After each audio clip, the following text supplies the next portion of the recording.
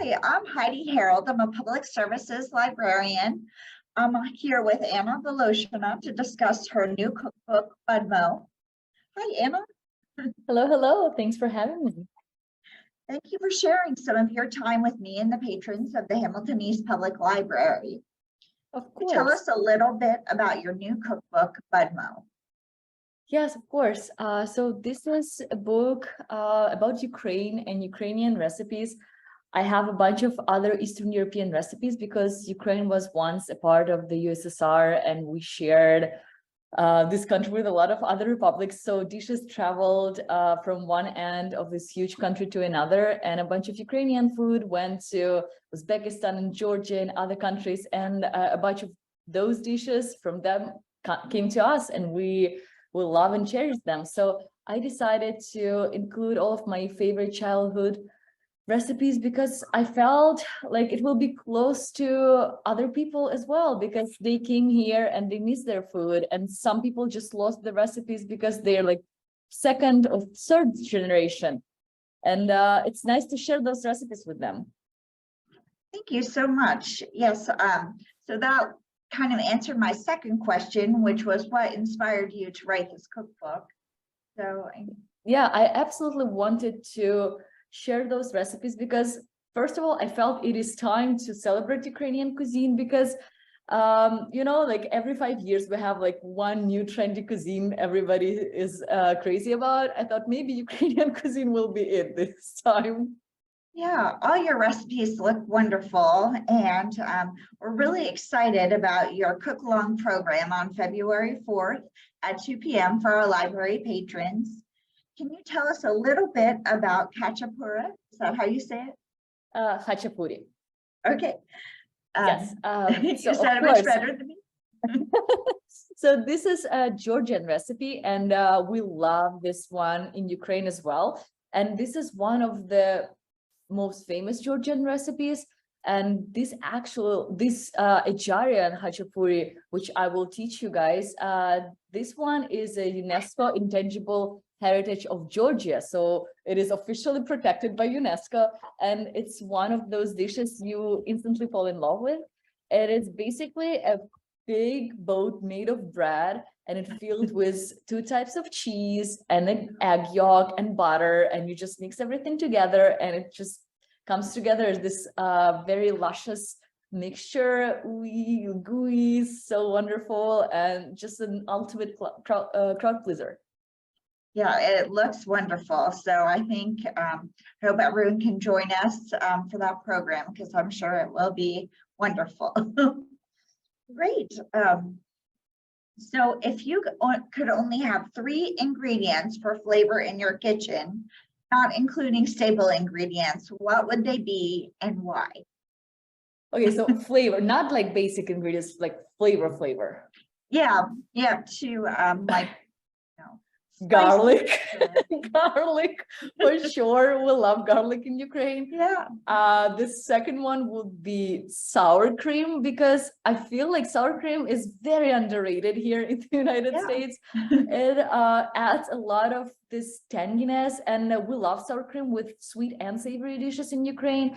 We use it as a base for our desserts, both in the batter and as a frosting. So like sour cream makes one of my favorite frostings for honey cake. So it's wonderful. And also like borscht, of course, sour cream, dumplings, sour cream, crepes, sour cream. So everywhere. So sour cream would never leave my kitchen. This is like, I always have it. And the last one, probably dill. I need something fresh here. Dill is the staple herb in Ukraine, and it's just something I grew up eating, and we add it in salad. And like for Italians, it's basil. For us, it's dill.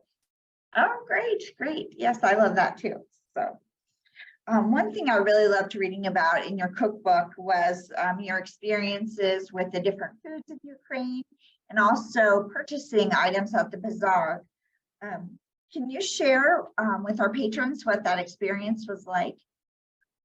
Yes, and I'm afraid at that time I didn't appreciate it enough, because it was such an everyday activity. You just go there, you buy fresh food, you buy local cheese, which was made just this morning, and just local sour cream, and every sour cream tastes different because like it depends on the cow, and you usually buy not from a big farm but from a person who has one cow and or two cows, that's it, and you know exactly where your produce is coming from.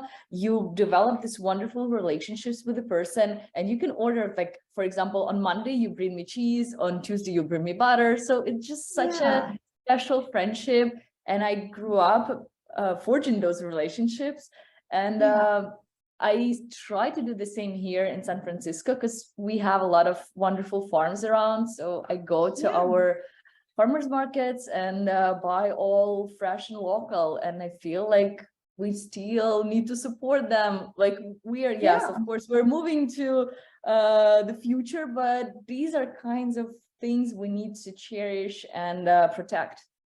Yeah, that sounds like, both in your, now in San Francisco and then in Ukraine, that would forge a sense of community, and how nice to know where your food comes from. Yes, I feel like it makes it even more special, and you don't want to waste your food when you know exactly where you bought it, when you know how much people work for that food. You don't want to waste it, so everything tastes even better. Yeah, that sounds great. So I also really like the glossary you included in your cookbook. I think my favorite term, I don't know if I'm pronouncing this correctly or not, so please correct me. The smacznego, wishing you a taste. Yes, smacznego. I like it as well because it's also like, so it's always very festive, no matter like the occasion. If it's even just a family meal, when you say smacznego, it like means something. It's very cheerful for me.